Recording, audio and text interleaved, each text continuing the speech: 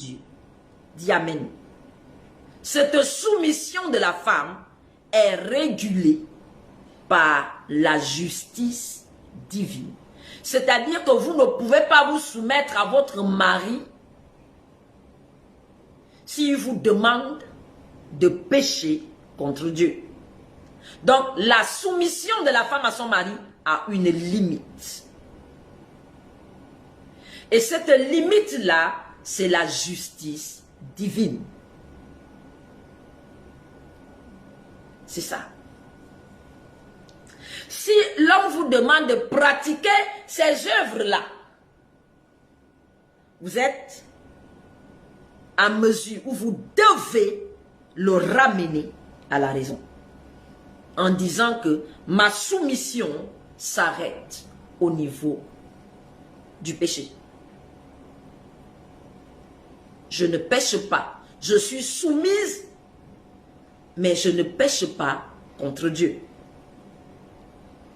Mais vous allez voir que dans les mariages où les œuvres de la chair sont le commandant, il n'y a pas ça. L'homme va dire que la femme est insoumise.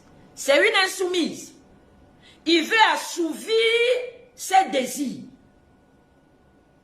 Le monsieur veut assouvir les désirs de la chair sur son épouse.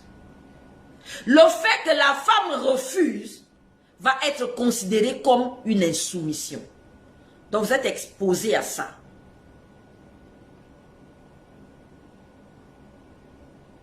Donc vous bafouez même la loi de Dieu sans le savoir. Ces couples basés sur la chair ou qui ont été posés sur les désirs de la chair. Maintenant, on dit à l'homme d'aimer sa femme comme Christ a aimé l'église. Comment il va le faire? Il est encore rempli des désirs de la chair. Comment est-ce qu'il va aimer sa femme? L'amour dont il est question là-bas, c'est de l'amour sacrificiel.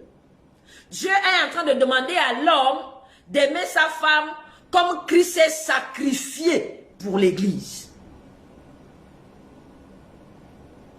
Donc, Dieu demande à l'homme de manifester un amour inconditionnel à son épouse. Quel est l'homme à qui cela est demandé? C'est celui en lequel on voit le Christ. Celui qui s'identifie à Christ, c'est celui-là qui va aimer ou qui peut aimer sa femme comme Christ a aimé l'église. C'est-à-dire la protéger. Pas assouvir ses désirs,